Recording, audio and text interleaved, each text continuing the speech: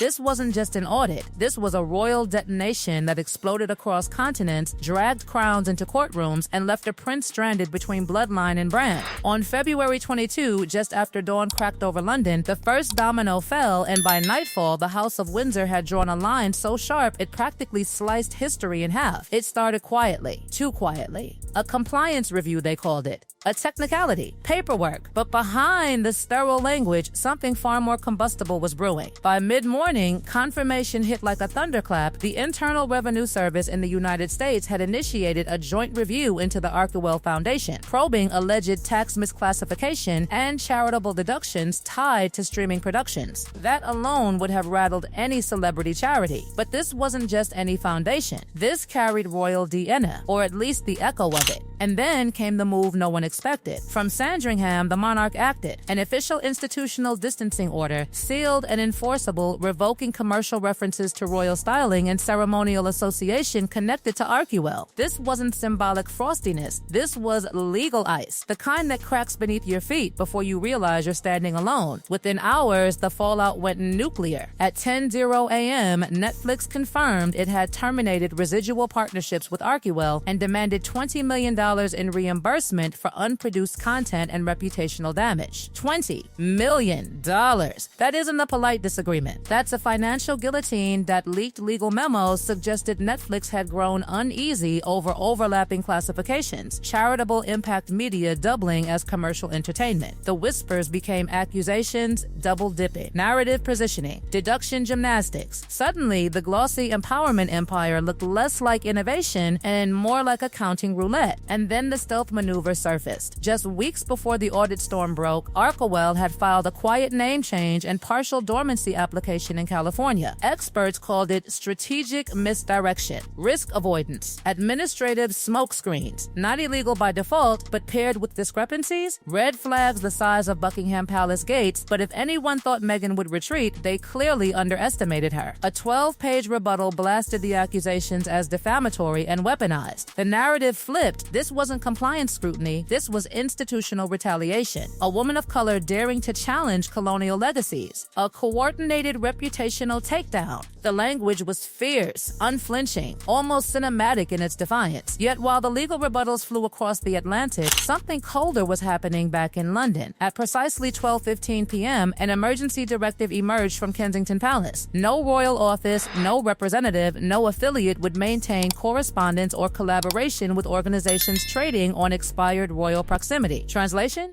The bridge wasn't just burning, it was being bulldozed that the public devoured it. Hashtags erupted. Commentators called it the most direct institutional rebuke in modern royal memory. And then Princess Anne stepped forward, not with theatrics, but with moral finality. Cooperation terminated, present and future. This was not personal, she declared. It was procedural. Standards matter. The subtext was devastating. Legacy is not a marketing tool. By evening, the palace website had been updated. The Duke and Duchess of Sussex section? Gone. Archived under Historical Engagements 2018-2020. Past tense. Finished. Filed away like a chapter the institution no longer wished to read aloud, but the most chilling silence of all wasn't from the palace. It was from Prince Harry. 12 hours passed. No statement. His name absent from rebuttals. Absent from blog posts. Sources whispered the phrase that sent shivers through both camps: he wasn't brief. If true, this wasn't just a royal split. This was an internal fracture. While Meghan mounted a narrative counter-offensive, Harry appeared isolated, reportedly staying alone in Santa Barbara, detached from the engine room of Archewell's legal defense, floating between loyalty and lineage, between wife and Windsor, between the story he helped build and the institution that built him. Meanwhile, regulators piled on. The UK Charity Commission elevated irregularities tied to a youth media grant initiative. Footage surfaced of children filmed beneath banners bearing Princess Diana's silhouette and the phrase "a mother's crown," a registered royal heritage mark allegedly used without authorization. That wasn't just optics. That was symbolic trespass. That inside royal corridors, the language shifted from emotional to existential. This was no longer about family discomfort. It was about brand containment and institutional sovereignty. When monarchy meets monetization, the boundaries must be razor sharp. And then came Operation Sovereign Filter, an internal palace initiative to digitally and legally sever any false continuity between Archewell and the monarchy. SEO metadata scrubbed. By Biographies archived. Terminology rewritten to former royal private individual. Present tense royalty reduced to historical footnote. The symbolism cut deep. Meghan's biography shifted from active status to archived engagement. What had once been modernizing monarchy now read like a closed exhibit. More explosive revelations followed. A confidential ethics review flagged discrepancies in the Windsor Legacy Project, intertwining children, royal imagery, and monetized streaming content. No license, no consent,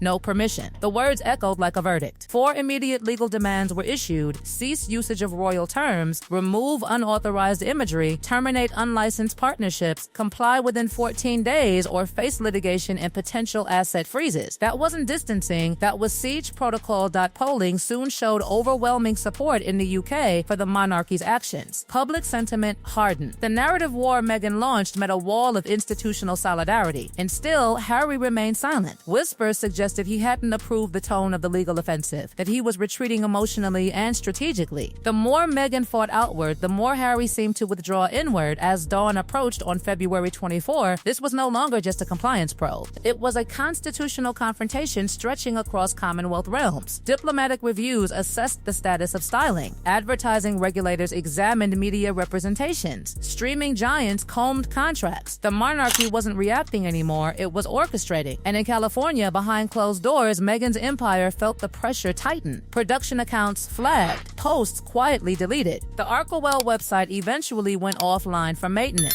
A blank screen where bold declarations once stood, but the loudest sound in this entire saga? The growing space between Harry and Meghan. Sources hinted Harry sought clarification from Palace legal counsel regarding his children's legacy, separate from Archewell. That single revelation detonated speculation. Was he quietly planning decoupling? Protecting lineage over brand? By the time February 26 loomed, this wasn't scandal. It was reset. A monarchy drawing its perimeter. A media empire under audit. A prince suspended between past and future. And at the heart of it all, 3 names locked in a collision course. A king guarding legacy, a duchess defending narrative, and a prince caught in the crossfire of both. By the evening of February 26th, the world wasn't waiting for rumors anymore. It was waiting for a reckoning. And when the reckoning came, it didn't arrive through gossip columns or anonymous leaks. It arrived through a fireplace in Sandringham, a camera lens, and a king who looked less like a monarch and more like a father carrying history on his shoulders. At precisely 8:00 p.m. Greenwich Mean Time, the broadcast began. No dramatic flourish, no palace fanfare, just King Charles III seated alone, the weight of lineage behind him. His words were deliberate, measured, and final. As sovereign, he said, he was sworn to safeguard the dignity of the institution. As a father, he carried wounds not easily spoken. But as both, he had to act. It wasn't rage. It was resolution. Then came the decision that ricocheted across the Commonwealth. The titles Duke and Duchess of Sussex were to be suspended indefinitely from all formal public and diplomatic usage. Not revoked, frozen. A surgical move. Not exile, but containment. The message was crystal clear. The crown must never be confused with commerce. Within hours, Australia, Canada, and New Zealand updated their public-facing documents. References shifted. Styling disappeared. Government databases quietly realigned. It was bureaucratic, almost boring in appearance, but devastating in impact. Titles aren't just words. They are access. They are currency. And when that currency is frozen, the market changes overnight, but the speech didn't end with policy. It pivoted directly, unmistakably, to Harry. The door remains open, Charles said, not for negotiation,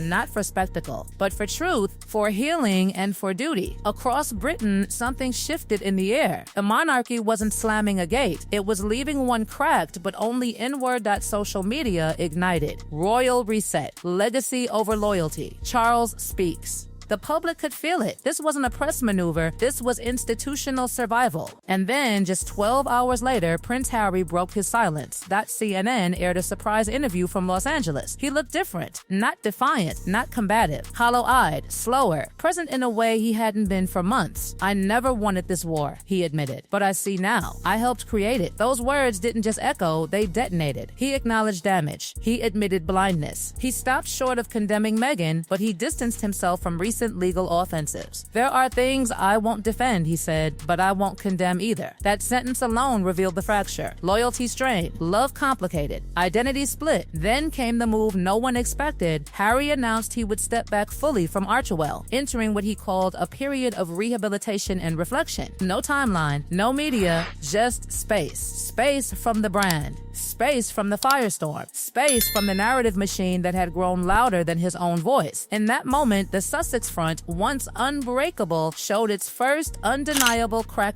Back in Britain, the response was swift but measured. Prince William and Princess Catherine released a joint statement supporting the king and pledging to carry the crown's legacy forward with humility and clarity. No attacks, no smugness, just alignment. Institutional gravity pulling tighter around the throne. Meanwhile, the machinery of law kept grinding. Ofcom launched a formal inquiry into content misrepresentation tied to Meghan's podcast licensing. The UK Charity Commission expanded its review into foreign donations linked to Archewell's 2024 grants. In the United States, IRS investigators deepened their audit timeline. This was no longer about optics. It was documentation that then, just before midnight, the BBC released an audio clip that froze the narrative in place. A private 2021 conversation with Queen Elizabeth II. Calm, steady, unmistakable. The crown is not a performance. It is a promise. And promises once broken are remembered longer than crowns. It felt like history itself was speaking that Parliament responded with a rare bipartisan motion commending King Charles for defending constitutional boundaries. The monarchy, tested and bruised, appeared unified. The perimeter held, and in California, Silence.a brief press note claimed Meghan was focusing on personal wellness and motherhood. No fiery rebuttals. No blog essays. Archewell's website remained dark. The empire built on blurred lines now faced the sharpest one yet.